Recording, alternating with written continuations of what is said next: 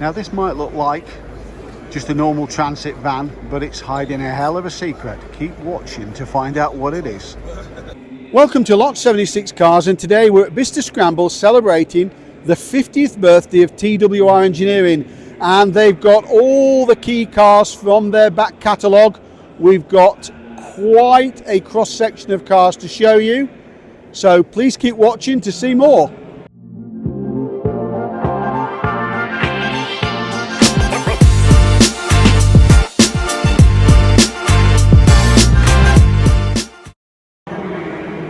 So BMW GB commissioned TWR to produce these hallmark editions of the E24 Coupe. In fact, 50 of them. There's one left on the road, and this is it. So it had a lot of the Alpina parts in terms of suspension, but more importantly, some absolutely super touches. So the hallmarking is silver inlaid on the headrest, silver here on the steering wheel. The ashtray has also got some solid silver lid, and it's incredible that these have survived. Now, the standard cars were not in considerable £16,000, whereas this one was 20, and they had a waiting list. They actually sold out, all of them, but given it's such a subtle conversion with some Alpina parts by TWR at the time, it's incredible that this one has actually survived. What a truly, truly special car. We're privileged to see that one, and well worth its inclusion in this 50th anniversary video. So first up, we've got the reimagination of the XJS. Tom Walkinshaw was involved with the touring car XJS program, and this is one of 88 reimagined cars to be built. I don't think these cars are open. Be a shame if it's oh, it is actually open. Do you want to look inside? I've not seen the inside of this one, and they have done an incredible reimagination of this particular one. Left-hand drive. I'm not sure how many are left-hand drive or right-hand drive. Beautiful, beautiful leather interior. Look at the switchgear. How the switchgear has been updated, and the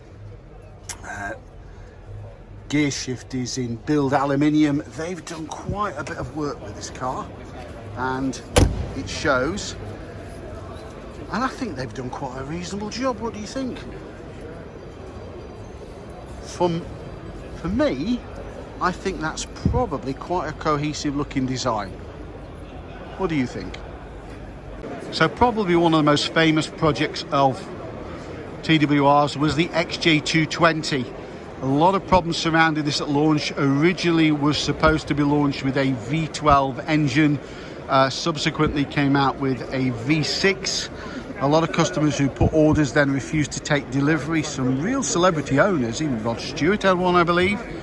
There are not that many of these around. I think we're talking about the low hundreds, because they didn't sell as well as expected. But ironically now, values have increased dramatically as people see them for what they are, a fabulous, fabulous supercar. Now this one's got exactly the right registration, has it? So the first version of the Clio V6s were built, I think they may well have been actually built or partially built by TWR. I think later generations weren't. I mean, again, this is the madness of installing a huge V6 engine in the back of a Clio and throwing out the rear seats. And wasn't it a car? I have got a lot of time for these. Values of these have gone absolutely mental in recent years. Maybe not the quickest, maybe not the best handling, dare I say, but that Group B rally look is just something to die for, isn't it? Again, what a muscle car, what a little muscle car. So this is chassis number Tom 00001, and it's a rather special V6. It was originally a silver shell but repainted and basically given to Tom to celebrate 25 years of Tom Walkinshaw Racing. Not sure if they've done anything specific to the interior. Looks a fairly standard interior. Alcantara seats, that familiar Clio dashboard in there, and this was his own personal car. Well, I can think of a lot worse cars to be given as a present, can't you? That's fantastic. Now I must confess, this Series 3 XJ, or in this incarnation Daimler Double Six, is one I haven't seen and had work from TWR. So it's a V12. It's again got the TWR body kit, got those bottle top wheels, beautiful condition. Actually, I mean, interesting to see what people make of that duo toe paintwork, you know, many years after it was built. I actually think it quite suits it.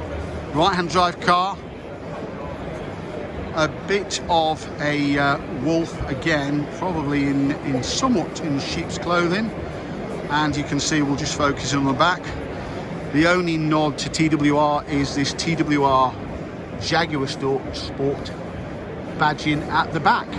And oh, and the number plate if you wanted confirmation. Right, let's go and see a few more, shall we? So I had to change a few of the shots here, so apologies, we're zooming out slightly, it's a bit crowded.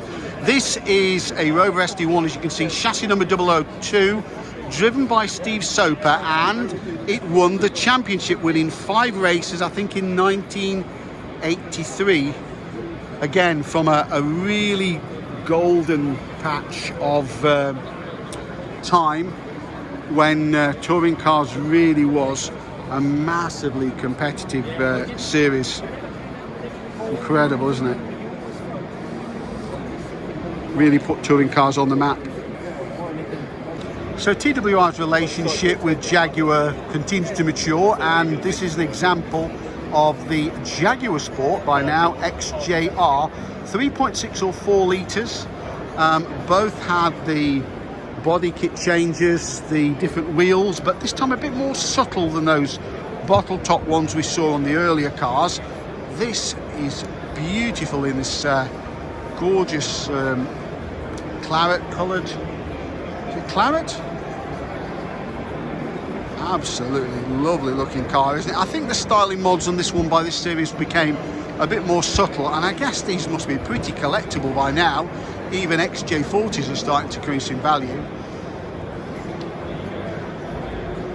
So almost 9 or 10 years into its life cycle, the XJS was too big, too heavy to compete in the European Touring Car Championship, but nobody told Tom Walkinshaw that, and together with Win Percy, with this very car, they won the European Touring Car Championship and the very demanding 1984 Spa 24-hour race. Very late in the life cycle, it really gave a bit of a boost to sales of XJS, a car that was almost, you know, pretty close to replacement by that stage, one would have thought. But they absolutely cleaned up, and this iconic logo, sponsored by Jaguar cars themselves. Again, I think by this time Jaguar was independent. You can see obviously the fully set up for racing, but still a very familiar Jaguar XJS silhouette. So used in 85 and 86, and unusually driven by Tony Pond, but on the track and on the rally stage, is this Computer Vision sponsored SD1. Remember Computer Vision? They had a very, very iconic logo. Didn't they sponsor the Metro, something to do with computer-aided design? I seem to recall. And it still wears the Tudor Webasto Manx stickers on the back. Brilliant. And this time an E12 packing a E30 power plant gives us the 335i. Oh, we'd be rude not to have a look under the bonnet. Seeing the bonnet's open, wouldn't it? And that's what it's all about. Well, that's a hell of a clean engine bay under there, isn't it? That's quite a fit strut brace there. Another rather splendid BMW 3 Series, isn't it? So this was the car that put TWR and Volvo on the map. So I think they only ran for one season only as estate cars, driven by Rickard Rydell. Apparently they became a bit of a target for some of the other drivers. Well, it'd be big enough to hit that target, wouldn't it? Now, the rumour was that the longer roof of the estate touring car did give them better aerodynamics. I don't know if that's true or not, or I made that up or read that and it's a bit of a myth. But there you go, in that iconic logo. One for followers of Jeff Buys Cars, who actually did one of these, recreated one of these himself. Incredible. So Tom Walkinshaw also developed some Volvo road cars like this C70, alongside the efforts with the touring car team. This one is getting pretty rare, these cars now, and it's in a beautiful colour, and the colour is called saffron. And doesn't it look rather splendid? I think these cars are incredible value for money, and I think they're quite pretty. I'm sure one of these was used by Val Kilmer in the Saint remake, but I'll stand corrected if not. So Volvo secured the championship in 1998 with this S40, driven by Rickard Rydell, although this one's got Kelvin Burt's name on the side.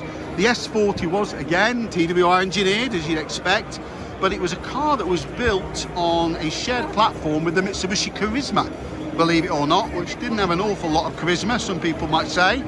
And this is the super touring version of the rather prettier Volvo S40. I would argue it's rather prettier. What do you guys think? So along with many of his other activities, Tom was also the importer of Alpina, the original importer before the Sittner Group got involved. This is a rather splendid C1 E12, one of the early right-hand drive cars. You're not going to see too many of these. Have a bit of a look inside. It's got the, as you can see, the Alpina striped interior there, which will be familiar to many of you Alpina owners. Rather splendid condition, this E12. They were supposed to be a bit tail happy. I don't know if that's the case or not, or again, is that an urban myth? But a C1 2.3 is a pretty rare car these days. So driven by Tom himself in the 77-78 British Saloon Car Championship is this rather splendid BMW 530i E12 generation. It won the last round, I think, that was in Holden Park. What a splendid car these are. Tom's name on the side, as you'd expect. Sponsored by Pentax cameras. Does anybody remember those? Do they still make cameras? I don't really know. I'm a bit lacking in knowledge. But this was when touring cars were pretty recognisable as road cars. Absolutely golden period of touring cars. Fantastic. So Tom was pretty handy behind the wheel, and before his TWR engineering days, he drove this Capri in the 1975 European Championship. That's quite an eyeful, isn't it, really? Sponsored by Hermelite, are they Pistons? I can't remember. Oh, instant gaskets, apparently. There you go. Amazing, isn't it? So one of the first times that TWR got involved with the road cars is with the rotary-engined Mazda RX7. Previous to that, they've been pretty much focused on race teams or racing cars, and road cars was a whole new area for them. And didn't it turn out to be particularly lucrative, yeah? So the team even had a go at the XJ40 with a sport version, and they did quite a reasonable job. You can see that they added some additional body styling. This has got those bottle top wheels on that you can probably see on the XJS. We're going to show you a bit later. Suspension modifications.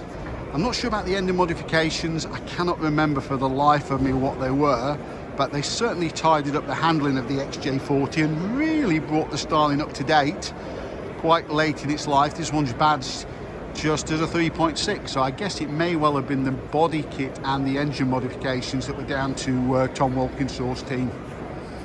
So this is an XJR-15 campaigned in a race series by Juan Manuel Fangio II, and this was basically off the back of the successful 1988 Le Mans program. And they decided to run a one-make racing series. I don't think it ran for a huge amount of time, so many people may not remember it. Not as famous as the one make series for the Cosworths that Senna took part in, but again, engineered and developed by Tom Walkinshaw. I mean, the list goes on and on. There's a whole hangar full of cars here, and we're going to show you quite a few more of them because there is a hell of a back catalogue to look at here. Incredible. Now this is another one of TWR's creations. It's an XJR-S, but this particular one is special. It was given to the son of the famous racing driver Juan Manuel Fangio, and this was his prize for winning the series with the XJR-15s, I think they were called. The quality of the paintwork on this car is, I don't know if he's picking it up on camera, but it is truly beautiful. I mean, the quality is just immense. I mean, it's a very late car, obviously, with that treatment at the back the late car's got. We will try and have a look inside this car if we can. It's a bit cheeky, I know.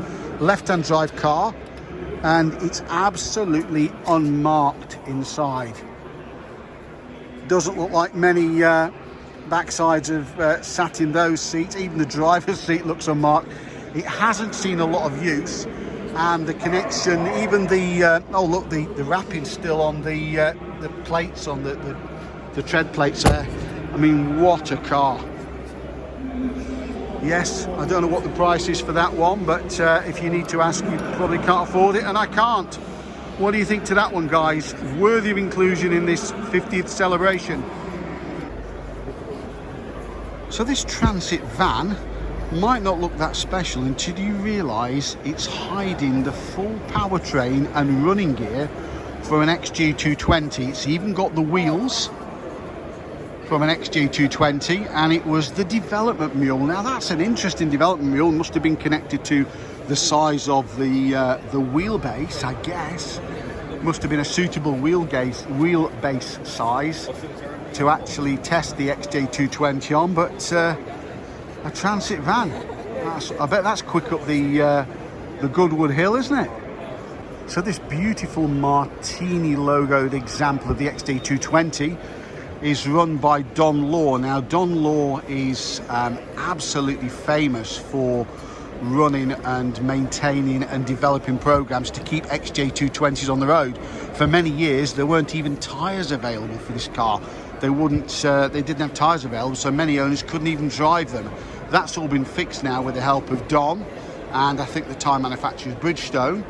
But this is quite an eyeful. Looks quite different, doesn't it? Just to see how the difference the Martini striping makes compared to that blackberry coloured one at the next to it. Incredible.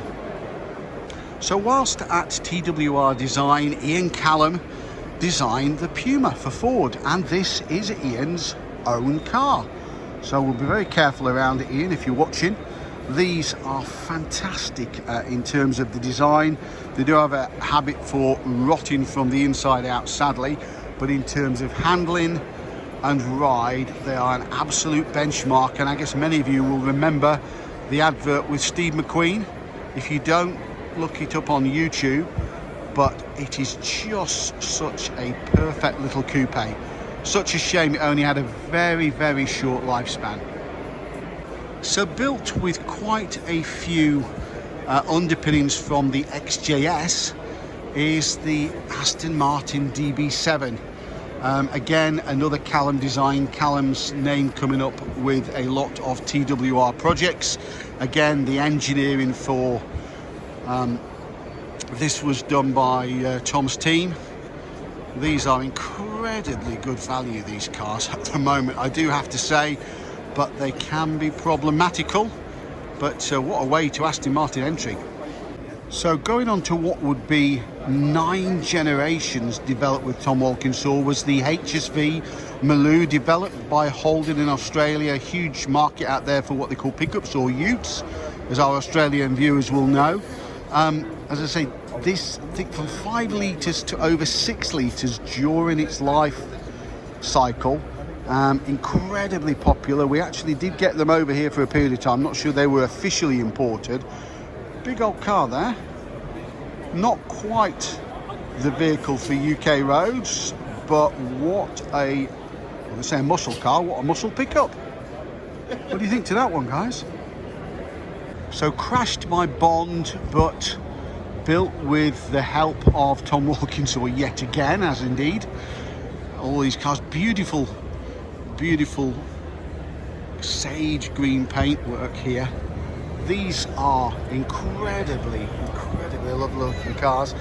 I think there is a manual conversion to these. The automatic, I think it's the automatic's probably not the best. Beautiful design, isn't it, really? You cannot say there is a bad angle on that car at all. What do you think? I like it, I must admit. Worth getting out in the cold to have a look at that one. And a little bit more madness here. So in the days of MG Rover under the Phoenix 4, they decided to develop the 75 into the MDZT, and not content with just doing that, they decided they would stick in a 4.6 litre Mustang engine. Now again, TWR were heavily involved in another one of their engineering projects, moving a car, installing the 4.6 litre V8 forward engine, changing from front wheel drive to rear wheel drive. This was no mean feat, and this is a ZTT, which is the Tourer version. Again, heavy TWR involvement, as with all these cars. And TWR also had huge involvement with Holden down in Australia, and this to some extent spawned cars like this. So this is a Vauxhall VXR8 GTSR based on the Holden platform. As you can see, it's quite a piece of work. It's a big car, actually. It's a huge car. I don't know if this one's open as well. Unfortunately, this one's not.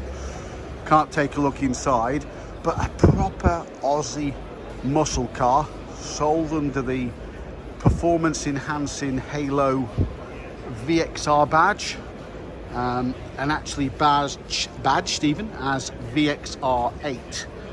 Quite an eyeful, quite a few of these in the UK. You can still find them, and they are at reasonable money. So Jaguar returned to glory for the first time in several decades in 1988, and they won the Le Mans race, which is absolutely incredible. They'd had a huge run of success in the 50s, but then they left Le Mans and decided to concentrate on other things, and what a return to form it was. So still running a rotor engine with this RX7, but developing 240 horses from less than a ton, I think 940 kilos, is this championship winning car, driven by Tom and Pierre Dijon. I can't pronounce that, so I'm not even going to try. And probably supported by Mazda by the look of it, from what I can tell. Again, so many cars have Tom Walkinshaw's development fingerprints over them. It's absolutely incredible, isn't it? Fantastic. So pretty much we've got every important race car that TWR were involved with. Obviously the XJ220, the Le Mans cars, the North American cars. Apologies, it's still quite busy here. We'll have a walk through and see if we can see these others. Sponsored by Townsend Torreson, that takes a few memories in there. The Silk Cut cars, the Silk Cut series cars, all of them here. And of course, all of the road cars as well in the distance. Absolutely incredible, isn't it? So thanks for watching Lot 76 Cars. Hope you've enjoyed this walk around the Tom Walkinshaw collection at Hangar 113 at Bicester. Very busy in here, so thanks for putting up with crowds in some of the shots. And once again, as always, thanks for watching.